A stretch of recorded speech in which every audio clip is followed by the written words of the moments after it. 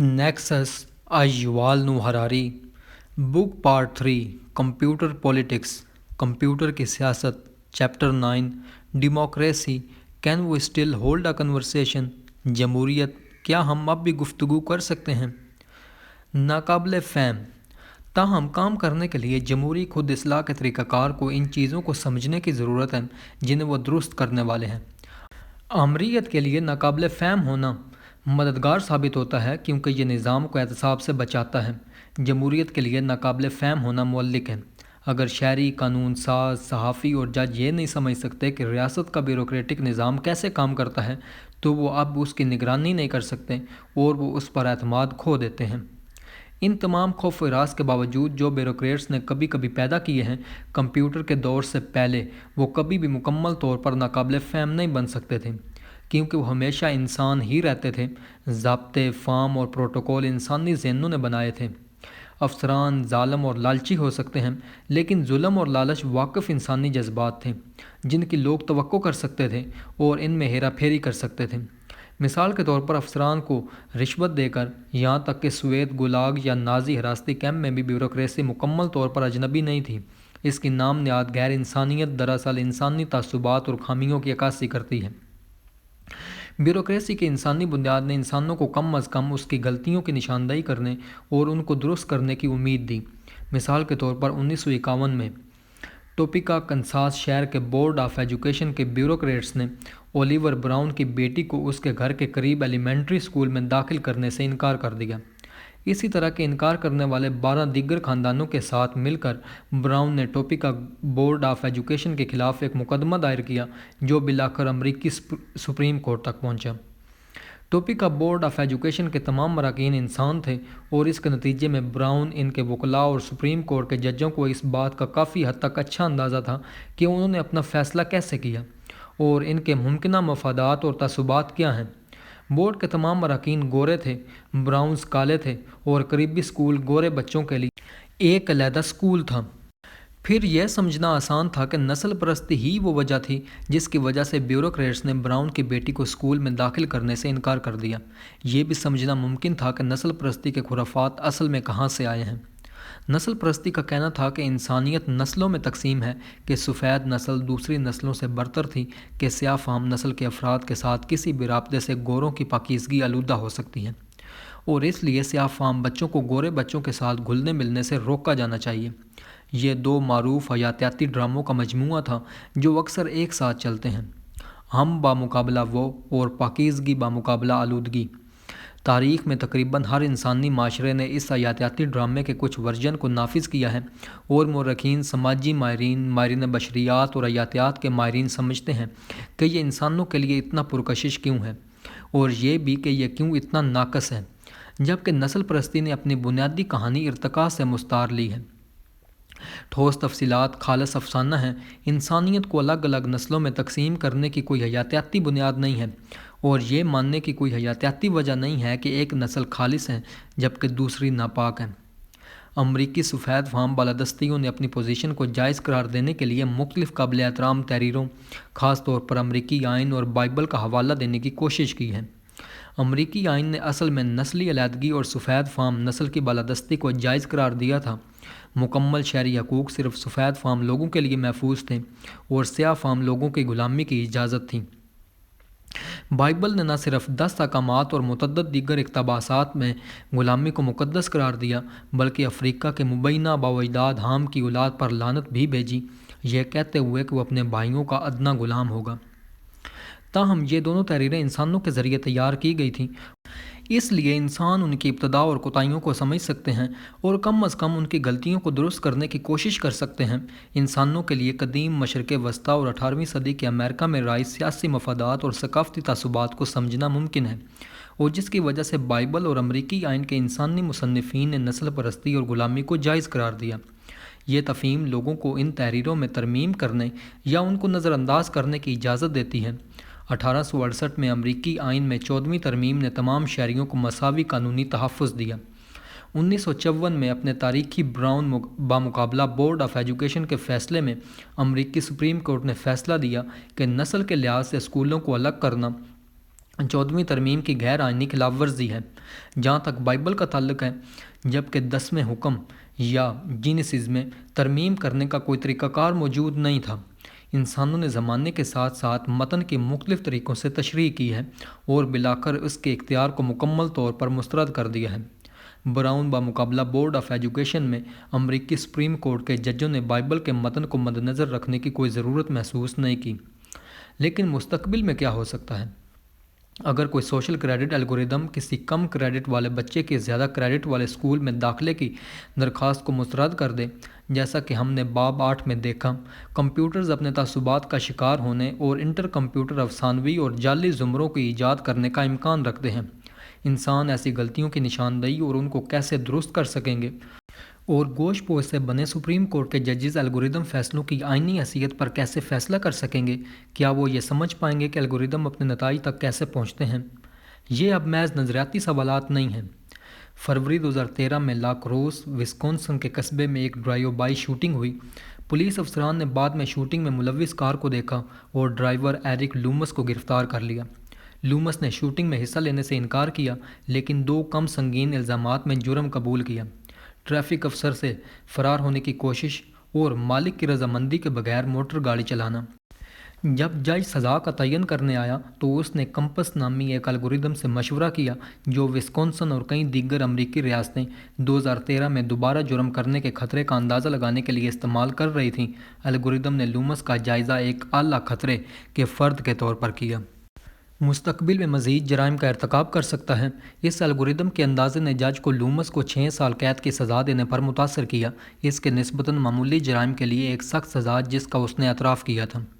Looms نے Wisconsin supreme court میں appeal کی، یہ دلیل دیتے ہوئے کہ جج نے اس کے قانونی عمل کے حق کی خلاف ورزی کی ہے۔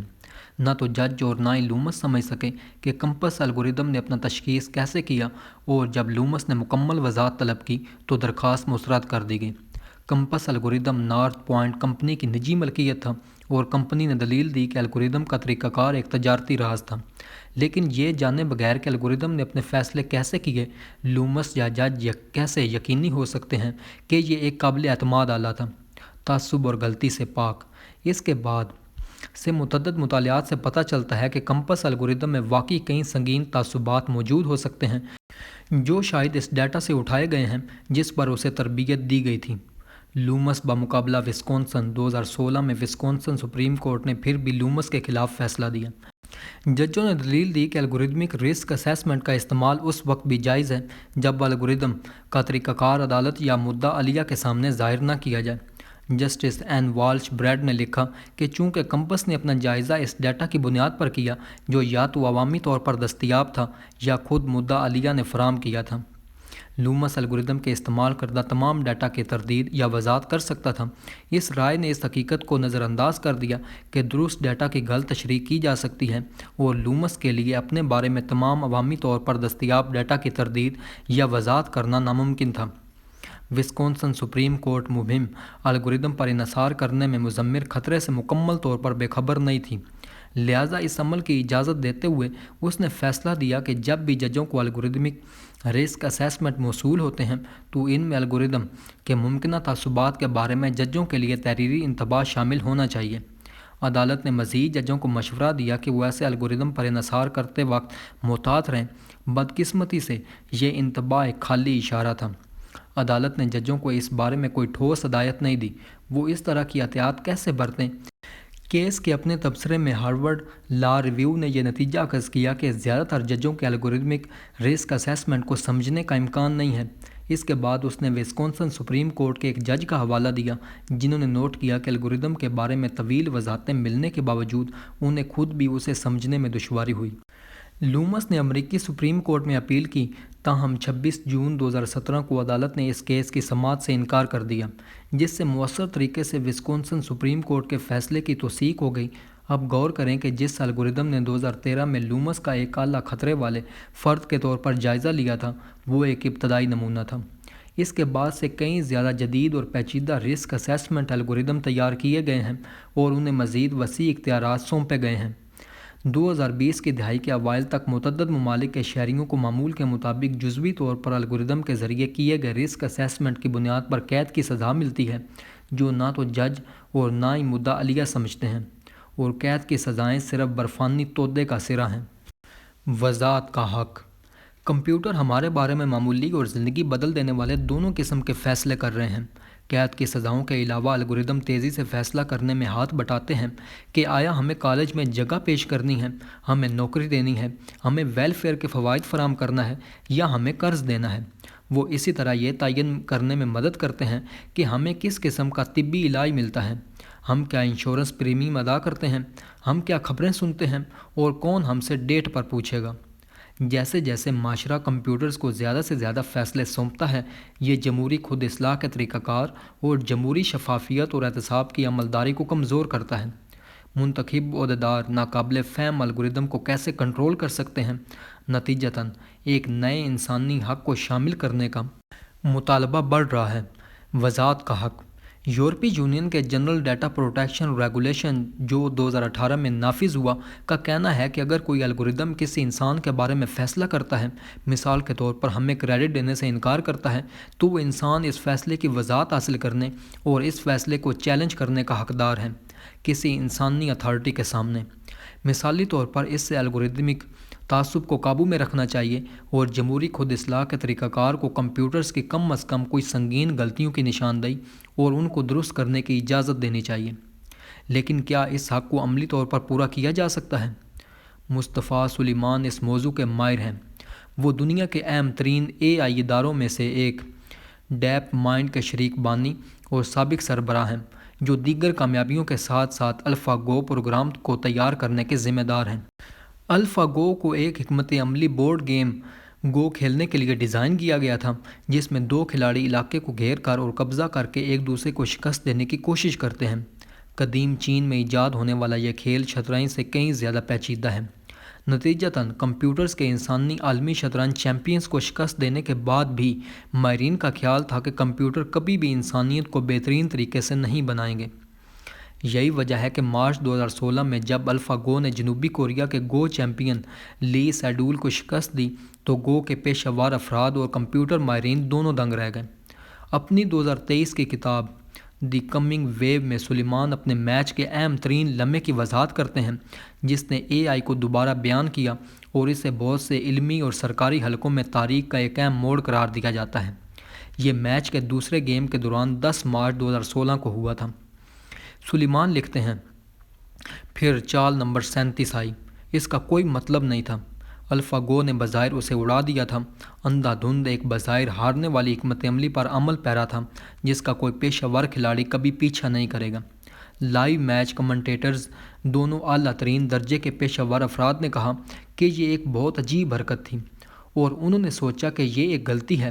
یہ اتنا غیر معمولی تھا کہ سیڈول کو جواب دینے میں 15 منٹ لگے اور وہ بائیں ٹیلنے کے لیے بورڈ سے اٹھ بھی گیا۔ جیسے ہی ہم نے اپنے کنٹرول روم سے دیکھا، کشیدگی غیر حقیقی تھی، پھر بھی جیسے جیسے اینڈ گیم قریب آیا، وہ غلط حرکت اہم ثابت ہوئی۔ الفا گو دوبارہ جیت گیا۔ گو کی حکمت عملی ہماری آنکھوں کے سامنے دوبارہ لکھی جا رہی تھی۔ ہمارے AI نے ان خیالات کو دریافت کیا جو ہزاروں سالوں میں سب سے ذہین کھلاڑیوں کے ذہن میں نہیں آئے تھے۔ موو 37 دو وجوہات کی بنا پر AI انقلاب کی علامت ہے۔ سب سے پہلے اس نے AI کی غیر ملکی نوعیت کا مظاہرہ کیا۔ مشرقی ایشیا میں گو کو ایک کھیل سے کہیں زیادہ سمجھا جاتا ہے۔ یہ ایک قیمتی ثقافتی روایت ہے۔ خطاطی، مصوری اور موسیقی کے ساتھ ساتھ گو ان چاروں فنون میں سے ایک رہا ہے جس کے بارے میں ہر شائستہ شخص سے یہ جاننے کی توقع کی جاتی ہے۔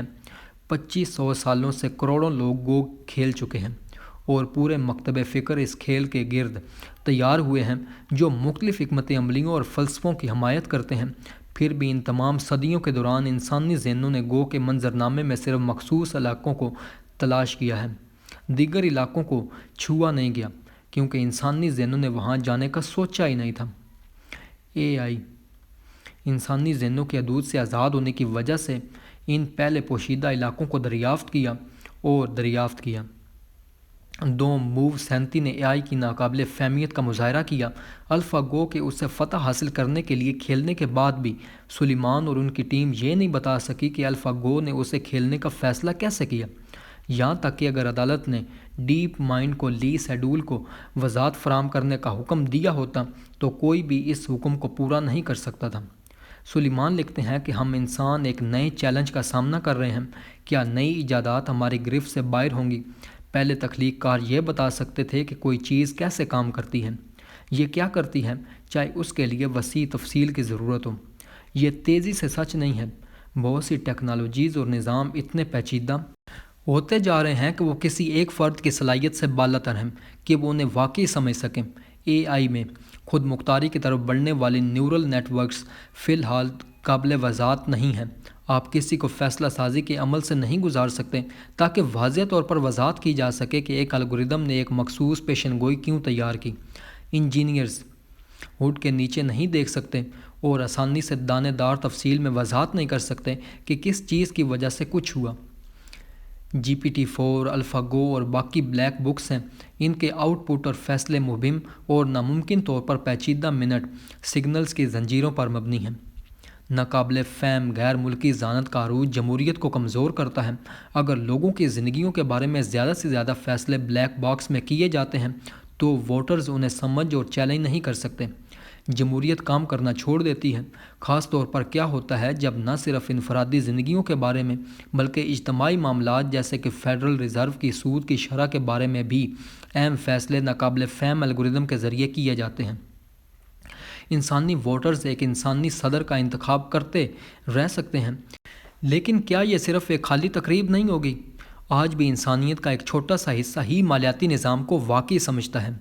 OECD کے 2016 کے ایک سروے میں پایا گیا کہ زیادہ تر لوگوں کو کمپاؤنڈ سود جیسے سادہ مالی تصورات کو سمجھنے میں بھی دشواری ہوتی ہے۔ برطانوی ارکان پارلیمنٹ کے 2014 کے ایک سروے میں دنیا کے اہم ترین مالیاتی مراکز میں سے ایک کو منظم کرنے کا الزام پایا گیا کہ صرف 12% نے درست طریقے سے یہ سمجھا کہ جب بینک قرضے دیتے ہیں تو نیا پیسہ پیدا ہوتا ہے۔ یہ حقیقت جدید مالیاتی نظام کے بنیادی اصولوں میں سے ایک ہے۔ جیسا کہ 2007-8 کے مالی بحران نے اشارہ کیا کہ CDOs کے پیچھے زیادہ پیچیدہ مالیاتی آلات اور اصول صرف چند مالیاتی جادوگروں کے لیے قابل فہم تھے۔ جمہوریت کا کیا ہوگا جب AIs اور بھی پیچیدہ مالیاتی آلات بنائے گا اور جب مالیاتی نظام کو سمجھنے والے انسانوں کی تعداد صفر ہو جائے گی؟ ہمارے انفارمیشن نیٹ ورک کی بڑھتی ہوئی ناقابل فہمیت حالیہ عوامی جماعتوں اور کرشماتی رہنماؤں کی لہر کی ایک وجہ ہے۔ جب لوگ دنیا کو سمجھ نہیں پاتے ہیں اور جب وہ بے پناہ معلومات سے مغلوب محسوس کرتے ہیں، جب وہ ہضم نہیں کر سکتے تو وہ سازشی نظریات کا آسان شکار بن جاتے ہیں اور وہ نجات کے لیے کسی ایسی چیز کی طرف رجوع کرتے ہیں جسے وہ سمجھتے ہیں۔ ایک انسان بدقسمتی سے جبکہ کرشماتی رہنماؤں کے اپنے فوائد ضرور ہیں۔ کوئی بھی انسان خواہ وہ کتنا ہی متاثر کن یا ذہین کیوں نہ ہو، تنہا یہ نہیں سمجھ سکتا کہ دنیا پر تیزی سے غلبہ پانے والے الگوریدم کیسے کام کرتے ہیں اور یہ یقینی بناتے ہیں کہ وہ منصفانہ ہیں۔ مسئلہ یہ ہے کہ الگوریدم متعدد ڈیٹا پوائنٹس پر انحصار کر کے فیصلہ کرتے ہیں، جبکہ انسانوں کے لیے شعوری طور پر بڑی تعداد میں ڈیٹا پوائنٹس پر غور کرنا اور ان کا ایک سروے کے خلاف وزن کرنا بہت مشکل ہوتا ہے۔ ہم سگنل ڈیٹا پوائنٹس کے ساتھ کام کرنا پسند کرتے ہیں۔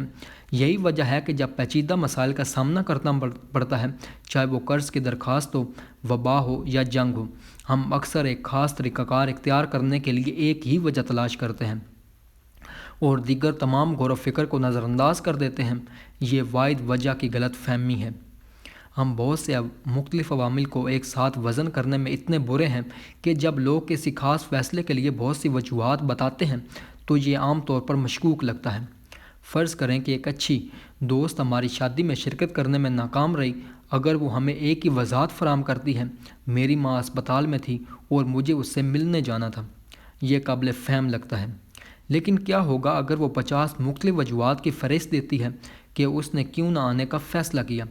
میری ماں تھوڑی بیمار تھی اور مجھے اپنے کتے کو اس ہفتے کسی وقت جانوروں کے ڈاکٹر کے پاس لے جانا تھا اور میرے پاس کام پر یہ پروجیکٹ تھا اور بارش ہو رہی تھی، اور مجھے معلوم ہے کہ ان 50 وجوہات میں سے کوئی بھی میری غیر حاضری کا جواز پیش نہیں کرتا۔ لیکن جب میں نے ان سب کو ایک ساتھ شامل کیا تو انہوں نے مجھے آپ کی شادی میں شرکت کرنے سے روک دیا۔ ہم ایسی باتیں نہیں کرتے کیونکہ ہم ایسی لکیروں کے ساتھ نہیں سوچتے۔ ہم شعوری طور پر اپنے ذہن میں 50 مختلف وجوہات کی فہرست نہیں بناتے ان میں سے ہر ایک کو ایک خاص وزن دیتے ہیں، تمام وزن کو اکٹھا کرتے ہیں اور اس طرح ایک نتیجے پر پہنچتے ہیں۔ لیکن یہ بالکل وہی ہے کہ الگوریدم ہماری مجرمانہ صلاحیت یا ہماری کریڈٹ کی اہلیت کا اندازہ کیسے لگاتے ہیں۔ مثال کے طور پر کمپس الگوریدم نے 137 آئٹم کے سوال نامے کے جوابات کو مد نظر رکھتے ہوئے اپنا رسک اسیسمنٹ کیا۔ یہی بات اب ایک بینک الگوریدم کے بارے میں بھی درست ہے، جو ہمیں قرض دینے سے انکار کرتا ہے۔ اگر EU کے GDPR کے ضوابط بینک کو الگوریدم کے فیصلے کی وضاحت کرنے پر مجبور کرتے ہیں تو وضاحت ایک جملے کی شکل میں نہیں آئے گی، بلکہ یہ سینکڑوں یا ہزاروں صفحات پر مشتمل اعداد اور مساوات کی شکل میں آنے کا امکان ہے۔ ہمارا الگوریدم بینک کے فرضی خط میں لکھا جا سکتا ہے، تمام درخواستوں کا جائزہ لینے کے لیے ایک اینڈ پوائنٹ سسٹم کا استعمال کرتا ہے، 1000 مختلف قسم کے ڈیٹا پوائنٹس کو مد نظر رکھتے ہوئے۔ یہ مجموعی اسکور تک پہنچنے کے لیے تمام ڈیٹا پوائنٹس کو شامل کرتا ہے۔ جن لوگوں کا مجموعی اسکور منفی ہے انہیں کم کریڈٹ والے افراد سمجھا جاتا ہے، انہیں قرضہ دینا بہت خطرناک ہے۔ آپ کا مجموعی اسکور 378 تھا، یہی وجہ ہے کہ آپ کی قرض کی درخواست مسترد کر دی گئی۔ اس کے بعد یہ خط ان ہزار عوامل کی ایک تفصیلی فہرست فراہم کر سکتا ہے جنہیں الگوریدم نے مد نظر رکھا، جن میں وہ چیزیں شامل ہیں جنہیں زیادہ تر انسان غیر متعلقہ سمجھ سکتے ہیں، جیسا کہ درخواست جمع کرائے جانے کا عین وقت یا درخواست دہندہ کے ذریعے استعمال ہونے والے اسمارٹ فون کی قسم۔ اس طرح اپنے خط کے صفحہ 601 پر بینک یہ وضاحت کر سکتا ہے کہ آپ نے اپنے اسمارٹ فون سے اپنی درخواست دائر کی، جو کہ آئی فون کا تازہ ترین ماڈل تھا۔ لاکھوں پچھلی قرض کی درخواستوں کا تجزیہ کر کے ہمارے الگوریدم نے ایک پیٹرن دریافت کیا۔ جو لوگ اپنے فائل کرنے کے لیے تازہ ترین آئی فون ماڈل استعمال کرتے ہیں، درخواست قرض کی واپسی کا امکان 0.08% زیادہ ہے۔ اس لیے الگوریدم نے اس کے لیے آپ کے مجموعی اسکور میں 8 پوائنٹس کا اضافہ کیا۔ تاہم جس وقت آپ کی درخواست آپ کے آئی فون سے بھیجی گئی تھی اس کی بیٹری 17% تک کم ہو گئی تھی۔ لاکھوں پچھلی قرض کی درخواستوں کا تجزیہ کر کے ہمارے الگوریدم نے ایک اور پیٹرن دریافت کیا۔ جو لوگ اپنے اسمارٹ فون کی بیٹری کو 25% سے کم ہونے دیتے ہیں، وہ قرض کی واپسی کا امکان 0.5% کم ہوتا ہے۔ آپ اس کے لیے 50 پوائنٹ کھو چکے ہیں۔ آپ کو یہ محسوس ہو سکتا ہے کہ بینک نے آپ کے ساتھ زیادتی کی ہے۔ کیا میری قرض کی درخواست کو مسترد کرنا مناسب ہے؟ آپ شکایت کر سکتے ہیں صرف اس لیے کہ میرے فون کی بیٹری کم تھی۔ تاہم یہ ایک غلط فہمی ہوگی، بیٹری واحد وجہ نہیں تھی۔ بینک وضاحت کرے گا یہ ہمارے الگوریدم کے ذریعے زیر غور 1000 عوامل میں سے صرف ایک تھا۔ لیکن کیا آپ کے الگوریدم نے یہ نہیں دیکھا کہ پچھلے 10 سالوں میں صرف 2 بار میرا بینک اکاؤنٹ زیادہ نکالا گیا تھا؟ اس نے واضح طور پر اس پر غور کیا۔ بینک جواب دے سکتا ہے، صفحہ 453 پر دیکھو، آپ کو اس کے لیے 300 پوائنٹس ملے، لیکن دیگر تمام وجوہات نے آپ کے مجموعی اسکور کو 378 تک پہنچا دیا۔ اگرچہ ہم فیصلہ کرنے کے اس طریقے کو اجنبی پا سکتے ہیں، لیکن اس کے ممکنہ فوائد واضح طور پر ہیں۔ فیصلہ کرتے وقت عام طور پر یہ ایک اچھا خیال ہے کہ تمام متعلقہ ڈیٹا پوائنٹس کو مد نظر رکھا جائے، نہ کہ صرف 1 یا 2 اہم حقائق۔ یقیناً اس بارے میں بحث کرنے کی بہت گنجائش ہے کہ معلومات کی مطابقت کی تعریف کون کرتا ہے۔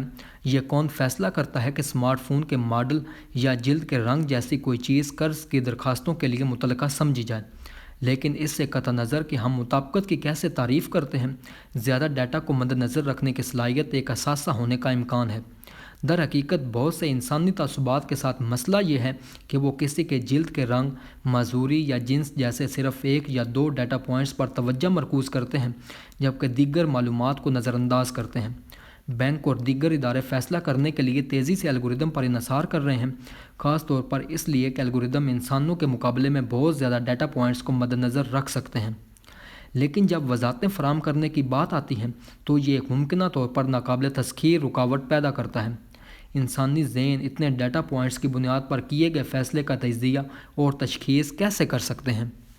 ہم یہ سوچ سکتے ہیں کہ وسکونسن سپریم کورٹ کو نارتھ پوائنٹ کمپنی کو یہ بتانے پر مجبور کرنا چاہیے تھا کہ کمپس الگوریدم نے یہ کیسے فیصلہ کیا کہ ایرک لومس کو ایک ہائی رسک والا شخص تھا، لیکن اگر مکمل ڈیٹا ظاہر کیا گیا تو کیا لومس یا عدالت اس کا کوئی مطلب نکال سکتی تھی؟ ایسا نہیں ہے کہ ہمیں صرف متعدد ڈیٹا پوائنٹس کو مد نظر رکھنا ہے۔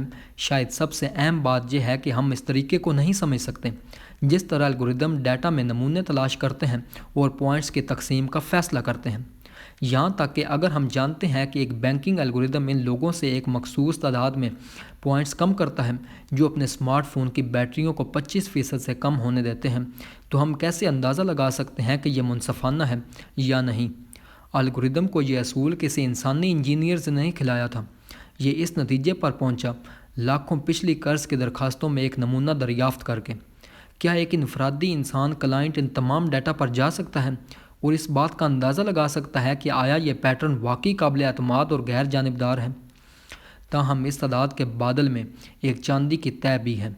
جبکہ انفرادی عام لوگ پیچیدہ الگوریدم کی جانچ کرنے سے قاصر ہو سکتے ہیں، ماہرین کی ایک ٹیم جو اپنے AI ٹول سے مدد حاصل کر رہی ہے، وہ انسانی فیصلوں کے مقابلے میں الگوریدم فیصلوں کے انصاف کا زیادہ قابل اعتماد طریقے سے جائزہ لے سکتی ہے۔ آخر کار، جبکہ انسانی فیصلے صرف ان چند ڈیٹا پوائنٹس پر انحصار کرتے ہیں جن سے ہم واقف ہیں، در حقیقت ہمارے فیصلے ہزاروں اضافی ڈیٹا پوائنٹس سے لاشعوری طور پر متاثر ہوتے ہیں۔ ان لاشعوری عملوں سے لاعلم ہونے کی وجہ سے جب ہم اپنے فیصلوں پر غور کرتے ہیں یا ان کی وضاحت کرتے ہیں تو ہم اکثر اپنے دماغ کے اندر اربوں نیورون کے تعامل کے طور پر جو کچھ ہوتا ہے اس کے لیے پوسٹ ہاک سگنل پوائنٹ عقلی بنانے میں مشغول ہوتے ہیں۔ اس کے مطابق اگر کوئی انسانی جج ہمیں 6 سال قید کی سزا سنائے تو ہم یا واقعی جج کیسے یقین کر سکتے ہیں کہ یہ فیصلہ صرف منصفانہ غور و فکر سے کیا گیا تھا، نہ کہ لاشعوری نسلی تعصب سے یا اس حقیقت سے کہ جج تعصبی تھے؟ جسم و خون کے فیصلے کے معاملے میں مسئلہ حل نہیں کیا جا سکتا، کم از کم حیاتیات کے ہمارے موجود علم سے تو نہیں۔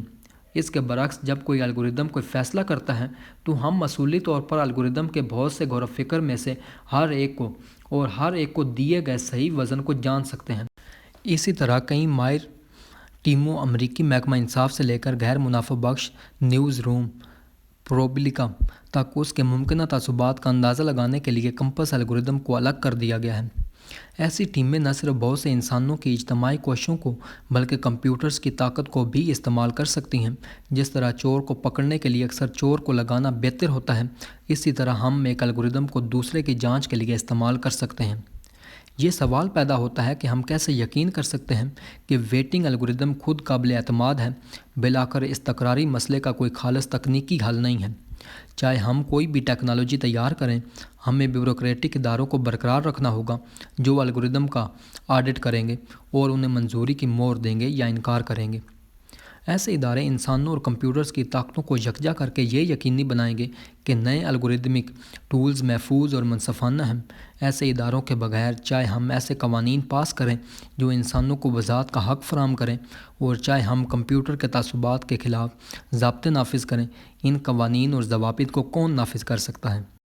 تیزی سے زوال الگوریدمز کی جانچ کرنے کے لیے ریگولیٹری اداروں کو نہ صرف ان کا تجزیہ کرنے کی ضرورت ہوگی بلکہ اپنی دریافتوں کا ترجمہ ایسی کہانیوں میں بھی کرنا ہوگا جنہیں انسان سمجھ سکیں۔ بصورت دیگر ہم کبھی بھی ریگولیٹری اداروں پر بھروسہ نہیں کریں گے اور اس کے بجائے سازشی نظریات اور کرشماتی رہنماؤں پر اپنا ایمان رکھ سکتے ہیں۔ جیسا کہ باب 3 میں ذکر کیا گیا ہے، انسانوں کے لیے بیوروکریسی کو سمجھنا ہمیشہ مشکل رہا ہے کیونکہ بیوروکریسی حیاتیاتی ڈراموں کی اسکرپٹ سے ہٹ گئی ہیں اور زیادہ تر فنکاروں میں بیوروکریٹک ڈراموں کو پیش کرنے کی کھائی یا صلاحیت کی کمی ہے۔ مثال کے طور پر 21ویں صدی کی سیاست کے بارے میں ناول، فلمیں اور ٹی وی سیریز چند طاقتور خاندانوں کے جھگڑوں اور محبت کے معاملات پر مرکوز ہوتے ہیں، گویا موجودہ ریاستوں پر قدیم قبائل اور مملکتوں کی طرح حکومت کی جاتی تھی۔ خاندانوں کے حیاتیاتی ڈراموں کے ساتھ یہ فنکارانہ وابستگی ان حقیقی تبدیلیوں کو مبہم کرتی ہیں جو صدیوں کے دوران حرکیات میں رونما ہوئی ہیں۔ کیونکہ کمپیوٹرز انسانی بیوروکریٹس اور انسانی اساطیر نگاروں کی جگہ لے لیں گے، یہ دوبارہ طاقت کے گہرے ڈھانچے کو تبدیل کر دے گا۔ زندہ رہنے کے لیے جمہوریتوں کو نہ صرف سرشار بیوروکریٹک اداروں کی ضرورت ہے جو ان نئے ڈھانچوں کی جانچ کر سکیں، بلکہ ایسے فنکاروں کی بھی ضرورت ہے جو نئے ڈھانچے کو قابل رسائی اور تفریحی طریقوں سے بیان کر سکیں۔ مثال کے طور پر یہ science fiction series black mirror میں نوز ڈائیو قصت کے ذریعے کامیابی سے کیا گیا ہے۔ 2016 میں تخلیق کیا گیا ایک ایسے وقت میں جب بہت لوگوں نے سماجی کریڈٹ سسٹم کے بارے میں سنا تھا، نوز ڈائیو نے شاندار طریقے سے بیان کیا کہ ایسے نظام کیسے کام کرتے ہیں اور وہ کیا خطرات لاحق کرتے ہیں۔ یہ کہانی ایک لڑکی لیسی کے گرد گھومتی ہے جو اپنے بھائی کے ساتھ رہتی ہے لیکن اپنا الگ اپارٹمنٹ چاہتی ہے۔ نئے اپارٹمنٹ پر رعایت حاصل کرنے کے لیے اسے اپنا سماجی کریڈٹ سکور 4.2 سے 4.5 یعنی 5 میں سے تک بڑھانا ہوگا۔ اعلیٰ سکور والے افراد سے دوستی کرنے سے آپ کا اپنا سکور بڑھ جاتا ہے، اس لیے لیسی اپنے بچپن کی دوست نعومی، جس کی موجودہ ریٹنگ 4.8 ہے، سے دوبارہ رابطہ کرنے کی کوشش کرتی ہے۔ لیسی کو نعومی کی شادی میں مدعو کیا جاتا ہے، لیکن راستے میں وہ ایک اعلیٰ سکور والے شخص پر کافی چھڑک دیتی ہے، جس کی وجہ سے اس کا اپنا سکور تھوڑا سا گر جاتا ہے، جس کے نتیجے میں ایئر لائن اسے سیٹ دینے سے انکار کر دیتی ہے۔ وہاں سے ہر وہ چیز جو غلط ہو سکتی ہے غلط ہو جاتی ہے، لیسی کی ریٹنگ نیچے گر جاتی ہے اور وہ 1 سے بھی کم سکور کے ساتھ جیل میں ختم ہوتی ہے۔ یہ کہانی روایتی حیاتیاتی ڈراموں کے کچھ عناصر پر انحصار کرتی ہے، جیسے لڑکا لڑکی سے ملتا ہے، شادی، بہن بھائیوں کی رقابت، لیسی اور ریان کے درمیان تناؤ، اور سب سے اہم حیثیت کی مسابقت کہانی کا مرکزی مسئلہ۔ لیکن پلاٹ کا اصل ہیرو اور محرک قوت لیسی یا نعومی نہیں، بلکہ سماجی کریڈٹ سسٹم چلانے والا الگوریدم ہے۔ الگوریدم پرانے حیاتیاتی ڈراموں کی حرکیات کو مکمل طور پر تبدیل کر دیتا ہے، خاص طور پر حیثیت کی مسابقت کی حرکیات کو۔ جبکہ پہلے انسان کبھی کبھار حیثیت کی مسابقت میں مصروف ہوتے تھے، لیکن اکثر اس انتہائی دباؤ والی صورتحال سے کچھ شائن وقفے لیتے تھے، ہر جگہ موجودہ سماجی کریڈٹ الگوریدم ان وقفوں کو ختم کر دیتا ہے۔ نوز ڈائیو حیاتیاتی حیثیت کی مسابقت کے بارے میں کوئی پرانی کہانی نہیں ہے، بلکہ اس بات کی ایک پیشن گوئی ہے کہ جب کمپیوٹر ٹیکنالوجی حیثیت کی مسابقت کے اصولوں کو تبدیل کر دیتی ہے تو کیا ہوتا ہے۔ اگر بیوروکریٹس اور فنکار ایک دوسرے کے ساتھ تعاون کرنا سیکھ لیں اور اگر دونوں کمپیوٹرز کی مدد پر انحصار کریں تو یہ ممکن ہو سکتا ہے کہ کمپیوٹر نیٹ ورک کو ناقابل فہم ہونے سے روکا جا سکے۔ جب تک جمہوری معاشرے کمپیوٹر نیٹ ورک کو سمجھتے ہیں، ان کے خود اصلاح کرنے والا طریقہ کار AI کے غلط استعمال کے خلاف ہماری بہترین ضمانت ہے۔ اسی طرح EU کے AI ایکٹ جو 2021 میں تجویز کیا گیا تھا نے نوز ڈائیو میں دکھائے گئے سماجی کریڈٹ سسٹم جیسے چند AI اقسام کو مکمل طور پر ممنوع قرار دیا، کیونکہ وہ امتیازی نتائج اور بعض گروہوں کے اخراج کا باعث بن سکتے ہیں، اور کیونکہ وہ وقار اور عدم امتیاز کے حق اور مساوات اور انصاف کی اقدار کی خلاف ورزی کر سکتے ہیں۔ مکمل نگرانی کے نظاموں کی طرح سماجی کریڈٹ سسٹم کے ساتھ بھی یہ حقیقت کہ انہیں تخلیق کیا جا سکتا ہے، اس کا مطلب یہ نہیں ہے کہ ہمیں انہیں تخلیق کرنا چاہیے۔ ڈیجیٹل انتشار۔ نیا کمپیوٹر نیٹ ورک جمہوریتوں کے لیے ایک آخری خطرہ پیش کرتا ہے۔ ڈیجیٹل آمریت کی بجائے یہ ڈیجیٹل انتشار کو فروغ دے سکتا ہے۔ جمہوریتوں کی غیر مرکزی نوعیت اور ان کے مضبوط خود اصلاحی طریقہ کار آمریت کے خلاف ایک ڈھال فراہم کرتے ہیں، لیکن وہ نظم و ضبط کو یقینی بنانا بھی زیادہ مشکل بنا دیتے ہیں۔ کام کرنے کے لیے جمہوریت کو 2 شرائط پوری کرنے کی ضرورت ہے: اسے کلیدی مسائل پر آزادانہ عوامی گفتگو کو فعال کرنے کی ضرورت ہے، اور اسے کم از کم سماجی نظم اور ادارہ جاتی اعتماد کو برقرار رکھنے کی ضرورت ہے۔ آزاد گفتگو کو انتشار میں نہیں پھسلنا چاہیے، خاص طور پر جب فوری اور اہم مسائل سے نمٹنے کی بات آتی ہے تو عوامی بحث کو قبول شدہ اصولوں کے مطابق ہونا چاہیے اور کسی حتمی فیصلے تک پہنچنے کے لیے ایک جائز طریقہ کار ہونا چاہیے، چاہے ہر کوئی اسے پسند نہ کرے۔ اخبارات، ریڈیو اور دیگر جدید انفارمیشن ٹیکنالوجی کے آغاز سے پہلے کوئی بھی بڑے پیمانے کا معاشرہ آزاد بحث کو ادارہ جاتی اعتماد کے ساتھ یکجا کرنے میں کامیاب نہیں ہوا، اس لیے بڑے پیمانے پر جمہوریت ناممکن تھی۔ اب نئے کمپیوٹر نیٹ ورک کے عروج کے ساتھ کیا بڑے پیمانے پر جمہوریت دوبارہ ناممکن ہو سکتی ہے؟ ایک مشکل یہ ہے کہ کمپیوٹر نیٹ ورک بحث میں شامل ہونا آسان بناتا ہے۔ ماضی میں اخبارات، ریڈیو اسٹیشن اور قائم سیاسی جماعتیں جیسی تنظیمیں گیٹ کیپرز کا کام کرتی تھیں۔ یہ فیصلہ کرتی تھی کہ عوامی دائرے میں کس کی بات سنی جاتی ہے۔ سوشل میڈیا نے ان گیٹ کیپرز کی طاقت کو کمزور کر دیا، جس کی وجہ سے ایک زیادہ کھلی لیکن زیادہ انتشار پسندانہ عوامی گفتگو ہوئی۔ جب بھی نئے گروہ گفتگو میں شامل ہوتے ہیں، وہ اپنے ساتھ نئے نقطہ نظر اور مفادات لاتے ہیں، اور اکثر بحث کے انعقاد اور فیصلے تک پہنچنے کے پرانے اتفاق رائے پر سوال اٹھاتے ہیں۔ بحث کے اصولوں پر دوبارہ بات چیت کرنی ہوگی۔ یہ ایک ممکنہ طور پر مثبت پیش رفت ہے جو ایک زیادہ جامع جمہوری نظام کی طرف لے جا سکتی ہے۔ آخر کار پچھلے تعصبات کو درست کرنا اور پہلے محروم لوگوں کو عوامی بحث میں شامل کرنے کی اجازت دینا جمہوریت کا ایک اہم حصہ ہے۔ تاہم قلیل مدت میں یہ خلل اور عدم ہم آہنگی پیدا کرتا ہے۔ اگر عوامی بحث کے انعقاد اور فیصلوں تک پہنچنے کے طریقہ کار پر کوئی اتفاق رائے نہیں ہوتا ہے تو نتیجہ جمہوریت کے بجائے انتشار ہے۔ اے آئی کا انتشار انگیز امکان خاص طور پر خطرناک ہے، کیونکہ یہ صرف نئے انسانی گروہ ہی نہیں ہیں جنہیں یہ عوامی بحث میں شامل ہونے کی اجازت دیتا ہے۔ پہلی بار جمہوریت کو غیر انسانی آوازوں کی ایک بے ترتیب آواز کا بھی مقابلہ کرنا ہوگا۔ بہت سے سوشل میڈیا پلیٹ فارمز پر بوٹس شرکاء کی ایک بڑی اقلیت تشکیل دیتے ہیں۔ ایک تجزیے کے مطابق 2016 کے امریکی انتخابی مہم کے دوران پیدا ہونے والے 20 ملین ٹویٹس کے نمونوں میں سے 3.8 ملین ٹویٹس، تقریباً 20%، بوٹس کے ذریعے پیدا کیے گئے تھے۔ 2020 کی دہائی کے اوائل تک چیزیں مزید خراب ہو گئیں۔ 2020 کی ایک تحقیق میں اندازہ لگایا گیا کہ بوٹس 43.2% ٹویٹس پیدا کر رہے تھے۔ Digital intelligence agency similar web کی ایک زیادہ جامع 2022 کی تحقیق میں یہ بات سامنے آئی کہ 5% ٹویٹر صارفین شاید بوٹس تھے، لیکن انہوں نے ٹویٹر پر پوسٹ کیے گئے مواد کا 20.8% اور 29.2% کے درمیان پیدا کیا۔ جب انسان ایک اہم سوال پر بحث کرنے کی کوشش کرتے ہیں، جیسا کہ امریکی صدر کے طور پر کس کو منتخب کیا جائے، تو کیا ہوتا ہے اگر ان کی سنی ہوئی بہت سی آوازیں کمپیوٹرز کے ذریعے تیار کی جائیں؟ ایک اور تشویشناک رجحان مواد سے متعلق ہے۔ بوٹس کو ابتدائی طور پر ان کے پھیلائے گئے پیغامات کی کثیر تعداد کے ذریعے عوامی رائے کو متاثر کرنے کے لیے تعینات کیا گیا تھا۔ انہوں نے کچھ انسانی ساختہ مواد کو ری ٹویٹ یا تجویز کیا، لیکن وہ خود نئے خیالات پیدا نہیں کر سکے اور نہ ہی وہ انسانوں کے ساتھ قریبی تعلقات بنا سکے۔ تاہم چیٹ جی پی ٹی جیسے نسل کے اے آئی ٹولز بالکل یہی کر سکتے ہیں۔ سائنس ایڈوانسز میں شائع ہونے والی 2023 کی ایک تحقیق میں محققین نے انسانوں اور چیٹ جی پی ٹی سے کہا کہ وہ ویکسین، G5 ٹیکنالوجی، موسمیاتی تبدیلی اور ارتقاء جیسے مسائل پر درست اور جان بوجھ کر گمراہ کن مختصر تحریریں تیار کریں۔ اس کے بعد تحریروں کو 700 انسانوں کے سامنے پیش کیا گیا، جنہیں ان کی وشوسنییتا کا اندازہ لگانے کے لیے کہا گیا۔ انسان انسانی ساختہ غلط معلومات کی غلطی کو پہچاننے میں اچھے تھے، لیکن اے آئی کے ذریعے تیار کردہ غلط معلومات کو درست سمجھتے تھے۔ تو پھر جمہوری مباحثوں کا کیا ہوتا ہے جب لاکھوں اور بلا کر اربوں انتہائی ذہین بوٹس نہ صرف انتہائی دلکش سیاسی منشور تیار کر رہے ہیں اور گہری نقلی تصاویر اور ویڈیوز بنا رہے ہیں، بلکہ ہماری اعتماد اور دوستی جیتنے کے بھی قابل ہیں؟ اگر میں آن لائن کسی اے آئی کے ساتھ سیاسی بحث میں مشغول ہوں تو میرے لیے اے آئی کی رائے تبدیل کرنے کی کوشش کرنا وقت کا ضیاع ہے۔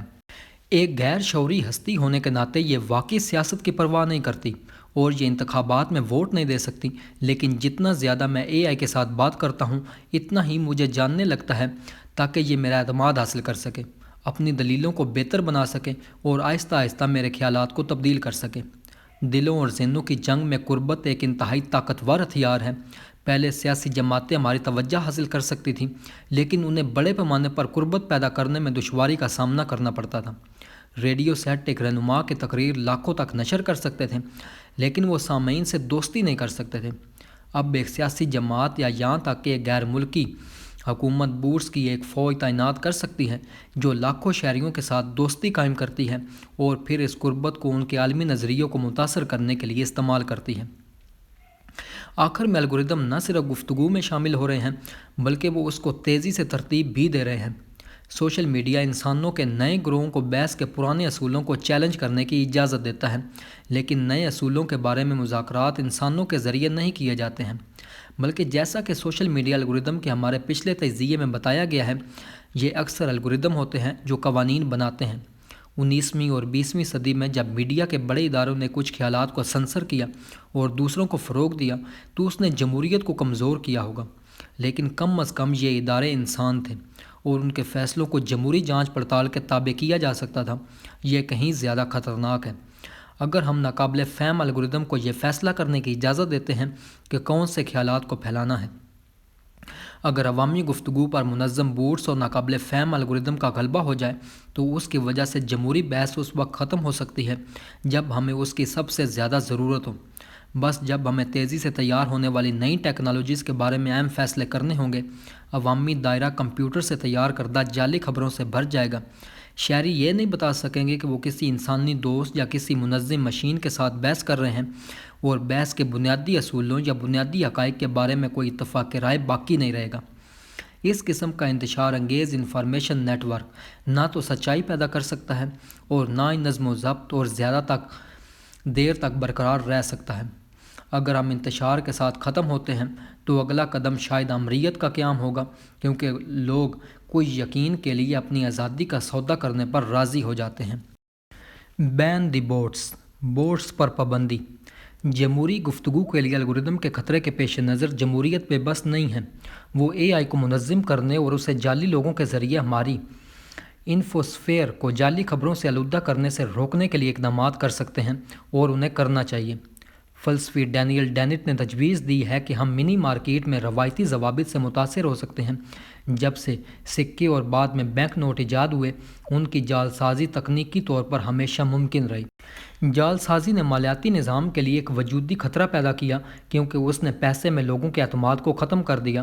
اگر برے اداکار جعلی رقم سے مارکیٹ کو بھر دیتے تو مالیاتی نظام تباہ ہو جاتا۔ پھر بھی مالیاتی نظام نے ہزاروں سالوں تک جعلی رقم کے خلاف قوانین بنا کر اپنا تحفظ کیا۔ نتیجے کے طور پر گردش میں موجود رقم کا صرف ایک نسبتاً چھوٹا فیصد جعلی تھا، اور اس پر لوگوں کا اعتماد برقرار رہا۔ جو بات جعلی رقم کے بارے میں درست ہے، وہ جعلی انسانوں کے بارے میں بھی درست ہونی چاہیے۔ اگر حکومتوں نے پیسے پر اعتماد کے تحفظ کے لیے فیصلہ کن اقدامات کیے، تو انسانوں پر اعتماد کے تحفظ کے لیے بھی اتنے ہی فیصلہ کن اقدامات کرنا سمجھ میں آتا ہے۔ اے آئی کے عروج سے پہلے ایک انسان دوسرے کا بیروب بھرنے کا ڈھونگ کر سکتا تھا، اور معاشرے نے اس طرح کے فراڈ کو سزا دی۔ لیکن معاشرے نے جعلی انسانوں کو تخلیق کو غیر قانونی قرار دینے کی زحمت نہیں کی، کیونکہ ایسا کرنے کی ٹیکنالوجی موجود نہیں تھی۔ اب جب کہ اے آئی خود کو انسان کے طور پر پیش کر سکتا ہے، یہ انسانوں کے درمیان اعتماد کو ختم کرنے اور معاشرے کے تانے بانے کو ختم کرنے کی دھمکی دیتا ہے۔ لہٰذا ڈینیٹ کا مشورہ ہے کہ حکومتوں کو جعلی انسانوں کو اتنی ہی فیصلہ کن انداز میں غیر قانونی قرار دینا چاہیے جتنا انہوں نے پہلے جعلی رقم کو غیر قانونی قرار دیا ہے۔ قانون کو نہ صرف مخصوص حقیقی لوگوں کی ڈیپ فیکنگ پر پابندی لگانی چاہیے، مثال کے طور پر امریکی صدر کی جعلی ویڈیو بنانا، بلکہ کسی غیر انسانی ایجنٹ کی جانب سے خود کو انسان کے طور پر پیش کرنے کی کسی بھی کوشش پر بھی پابندی لگانی چاہیے۔ اگر کوئی شکایت کرتا ہے کہ اسی طرح کے سخت اقدامات آزادی اظہار کی خلاف ورزی کرتے ہیں، تو انہیں یاد دلایا جانا چاہیے کہ بوٹس کو آزادی اظہار حاصل نہیں ہے۔ انسانوں کو کسی عوامی پلیٹ فارم سے روکنا ایک حساس قدم ہے، اور جمہوریتوں کو اس طرح کی سنسرشپ کے بارے میں بہت محتاط رہنا چاہیے۔ تاہم بوٹس پر پابندی لگانا ایک آسان مسئلہ ہے۔ یہ کسی کے حقوق کی خلاف ورزی نہیں کرتا، کیونکہ بوٹس کے حقوق نہیں ہوتے۔ اس کا مطلب یہ نہیں ہے کہ جمہوریتوں کو تمام بوٹس الگوریدم اور اے آئی کو کسی بھی بحث میں حصہ لینے سے روکنا چاہیے۔ ڈیجیٹل ٹولز کا بہت سی گفتگوؤں میں شامل ہونے کا خیر مقدم ہے، بشرطے یہ کہ وہ انسان ہونے کا ڈھونگ نہ کریں۔ مثال کے طور پر اے آئی ڈاکٹر انتہائی مددگار ثابت ہو سکتے ہیں۔ وہ 24 گھنٹے ہماری صحت کی نگرانی کر سکتے ہیں، ہماری انفرادی طبی حالتوں اور شخصیت کے مطابق طبی مشورے پیش کر سکتے ہیں، اور لامحدود صبر کے ساتھ ہمارے سوالات کے جواب دے سکتے ہیں۔ لیکن اے آئی ڈاکٹر کو کبھی بھی خود کو انسان کے طور پر پیش کرنے کی کوشش نہیں کرنی چاہیے۔ ایک اور اہم اقدام جو جمہوریت اپنا سکتی ہے، وہ ہے غیر نگرانی شدہ الگوریدم کو کلیدی عوامی مباحثوں کی تشکیل سے روکنا۔ ہم یقیناً سوشل میڈیا پلیٹ فارمز کو چلانے کے لیے الگوریدم کا استعمال جاری رکھ سکتے ہیں۔ ظاہر ہے کوئی انسان ایسا نہیں کر سکتا، لیکن جن اصولوں کو الگوریدم یہ فیصلہ کرنے کے لیے استعمال کرتے ہیں کہ کون سی آوازیں خاموش کرنی ہیں اور کون سی آوازوں کو بڑھانا ہے، ان کی ایک انسانی ادارے کے ذریعے جانچ پڑتال ہونی چاہیے۔ اگرچہ ہمیں حقیقی انسانی خیالات کو سنسر کرنے کے بارے میں محتاط رہنا چاہیے، ہم الگوریدم کو جان بوجھ کر اشتعال پھیلانے سے منع کر سکتے ہیں۔ کم از کم کارپوریشنز کو ان کیوریشن کے اصولوں کے بارے میں شفاف ہونا چاہیے جن پر ان کے الگوریدم عمل کرتے ہیں۔ اگر وہ ہماری توجہ حاصل کرنے کے لیے اشتعال انگیزی کا استعمال کرتے ہیں، تو انہیں اپنے کاروباری ماڈل اور کسی بھی سیاسی روابط کے بارے میں واضح ہونے دیں جو ان کے پاس ہو سکتے ہیں۔ اگر الگوریدم ان ویڈیوز کو منظم طریقے سے غائب کر دیتا ہے جو کمپنی کے سیاسی ایجنڈے کے مطابق نہیں ہیں، تو صارفین کو اس کے بارے میں معلوم ہونا چاہیے۔ یہ حالیہ برسوں میں کی گئی متعدد تجاویز میں سے چند ایک ہیں کہ کس طرح جمہوریت عوامی گفتگو میں بوٹس اور الگوریدم کے داخلے کو منظم کر سکتی ہے۔ قدرتی طور پر ہر ایک کے اپنے فوائد اور نقصانات ہیں، اور کسی کو بھی نافذ کرنا آسان نہیں ہوگا۔ اس کے علاوہ چونکہ ٹیکنالوجی اتنی تیزی سے ترقی کر رہی ہے، اس لیے ضوابط کے جلد پرانے ہونے کا امکان ہے۔ یا میں صرف یہ بات بتانا چاہوں گا کہ جمہوریت انفارمیشن مارکیٹ کو منظم کر سکتی ہے، اور ان کا وجود انہی ضوابط پر منحصر ہے۔ معلومات کے بارے میں معصوم نقطہ نظر ریگولیشن کی مخالفت کرتا ہے اور یہ مانتا ہے کہ مکمل طور پر آزاد انفارمیشن مارکیٹ خود بخود سچائی اور نظم پیدا کرے گی۔ یہ جمہوریت کی اصل تاریخ سے مکمل طور پر الگ ہے۔ جمہوری گفتگو کو برقرار رکھنا کبھی بھی آسان نہیں رہا، اور تمام مقامات جہاں یہ گفتگو پہلے پارلیمنٹ اور ٹاؤن ہال سے لے کر اخبارات اور ریڈیو اسٹیشنوں تک ہوئی ہے، کو ریگولیشن کرنے کی ضرورت ہے۔ یہ ایک ایسے دور میں دو گنا سچ ہے جب ایک اجنبی شکل کی ذہانت گفتگو پر غلبہ حاصل کرنے کی دھمکی دیتی ہے۔ جمہوریت کا مستقبل۔ تاریخ کے بیشتر حصے کے دوران بڑے پیمانے پر جمہوریت ناممکن تھی، کیونکہ انفارمیشن ٹیکنالوجی بڑے پیمانے پر سیاسی گفتگو کو منعقد کرنے کے لیے اتنی جدید نہیں تھی۔ دسیوں ہزار مربع کلومیٹر پر پھیلے ہوئے لاکھوں لوگوں کے پاس عوامی امور پر حقیقی وقت میں بحث کرنے کے لیے آلات نہیں تھے۔ اب ستم ظریفی یہ ہے کہ جمہوریت ناممکن ثابت ہو سکتی ہے، کیونکہ انفارمیشن ٹیکنالوجی بہت زیادہ جدید ہوتی جا رہی ہے۔ اگر ناقابل فہم الگوریدم گفتگو پر قبضہ کر لیتے ہیں، اور خاص طور پر اگر وہ معقول دلائل کو دبا دیتے ہیں اور نفرت اور انتشار کو ہوا دیتے ہیں، تو عوامی بحث کو برقرار نہیں رکھا جا سکتا۔ پھر بھی اگر جمہوریت ختم ہو جاتی ہے تو اس کا نتیجہ کسی قسم کی تکنیکی ناگزیر صورتحال سے نہیں، بلکہ نئی ٹیکنالوجی کو دانشمندی سے منظم کرنے میں انسانی ناکامی سے ہوگا۔ ہم پیشن گوئی نہیں کر سکتے کہ چیزیں کیسے چلیں گی۔ فی الحال تاہم یہ واضح ہے کہ بہت سی جمہوریتوں کا انفارمیشن نیٹ ورک ٹوٹ رہا ہے۔ ریاستہائے متحدہ میں ڈیموکریٹس اور ریپبلکن اب بنیادی حقائق پر بھی متفق نہیں ہو سکتے، جیسا کہ 2020 کے صدارتی انتخاب میں کس نے کامیابی حاصل کی، اور اب مشکل سے ہی شائستہ گفتگو کر سکتے ہیں۔ کانگریس میں دو طرفہ تعاون، جو کبھی امریکی سیاست کی ایک بنیادی خصوصیت تھی، تقریباً ختم ہو چکی ہے۔ فلپائن سے لے کر برازیل تک بہت سی دیگر جمہوریتوں میں بھی یہی بنیاد پرست عمل ہوتا ہے۔ جب شہری ایک دوسرے سے بات نہیں کر سکتے اور جب وہ ایک دوسرے کو سیاسی حریفوں کے بجائے دشمن کے طور پر دیکھتے ہیں، تو جمہوریت ناقابل عمل ہے۔ کوئی بھی یقین سے نہیں جانتا کہ جمہوری انفارمیشن نیٹ ورکس کے ٹوٹنے کی وجہ کیا ہے۔ کچھ لوگ کہتے ہیں کہ یہ نظریاتی دراڑوں کا نتیجہ ہے، لیکن حقیقت میں بہت سی ناکارہ جمہوریتوں میں نظریاتی خلیج پچھلی نسلوں کے مقابلے میں زیادہ بڑی معلوم نہیں ہوتی ہیں۔ 1960 کی دہائی میں ریاستہائے متحدہ شہری حقوق کی تحریک، جنسی انقلاب، ویتنام جنگ اور سرد جنگ کے بارے میں غیر نظریاتی تنازعات سے دوچار تھا۔ ان تناؤ کی وجہ سے سیاسی تشدد اور قتل و غارت میں اضافہ ہوا، لیکن ریپبلکن اور ڈیموکریٹ اب بھی انتخابات کے نتائج پر متفق ہونے کے قابل تھے۔ انہوں نے عدالتوں جیسے جمہوری اداروں پر ایک مشترکہ یقین برقرار رکھا، اور وہ کانگریس میں کم از کم کچھ مسائل پر مل کر کام کرنے کے قابل تھے۔ مثال کے طور پر 1964 کا سول رائٹس ایکٹ سینٹ میں 46 ڈیموکریٹس اور 27 ریپبلکن کی حمایت سے منظور کیا گیا تھا۔ کیا 2020 کی دہائی میں نظریاتی خلیج 1960 کی دہائی کے مقابلے میں اتنی بڑی ہے؟ اور اگر یہ نظریہ نہیں ہے تو لوگوں کو الگ کرنے والی چیز کیا ہے؟ بہت سے لوگ سوشل میڈیا الگوریدم پر انگلی اٹھاتے ہیں۔ ہم نے پچھلی ابواب میں سوشل میڈیا کے تقسیم کے اثرات کو دریافت کیا ہے، لیکن قابل مذمت شواہد کے باوجود ایسا لگتا ہے کہ اضافی عوامل بھی شامل ہونے چاہیے۔ سچ یہ ہے کہ جب ہم آسانی سے مشاہدہ کر سکتے ہیں کہ جمہوری انفارمیشن نیٹ ورک ٹوٹ رہا ہے، ہم اس بات کا یقین نہیں رکھتے کہ کیوں۔ یہ خود زمانے کی ایک خصوصیت ہے۔ انفارمیشن نیٹ ورک اتنا پیچیدہ ہو گیا ہے، اور یہ مبہم الگوریدم فیصلوں اور انٹر کمپیوٹر اداروں پر اس حد تک انحصار کرتا ہے کہ انسانوں کے لیے سیاسی سوالات کے بنیادی ترین سوالات کا جواب دینا بھی بہت مشکل ہو گیا ہے۔ ہم ایک دوسرے سے کیوں لڑ رہے ہیں؟ اگر ہم یہ نہیں جان سکتے کہ کیا ٹوٹ گیا ہے اور اسے ٹھیک نہیں کر سکتے، تو بڑے پیمانے پر جمہوریت کمپیوٹر ٹیکنالوجی کے عروج سے بچ نہیں سکتی۔ اگر یہ واقعی پاس ہو جاتا ہے تو غالب سیاسی نظام کے طور پر جمہوریت کی جگہ کیا لے سکتا ہے؟ کیا مستقبل آمریت پسند حکومتوں کا ہے، یا کیا کمپیوٹر آمریت کو بھی ناقابل برداشت بنا سکتے ہیں؟ جیسا کہ ہم دیکھیں گے، انسانی آمروں کے پاس AI سے خوفزدہ ہونے کی اپنی وجوہات ہیں۔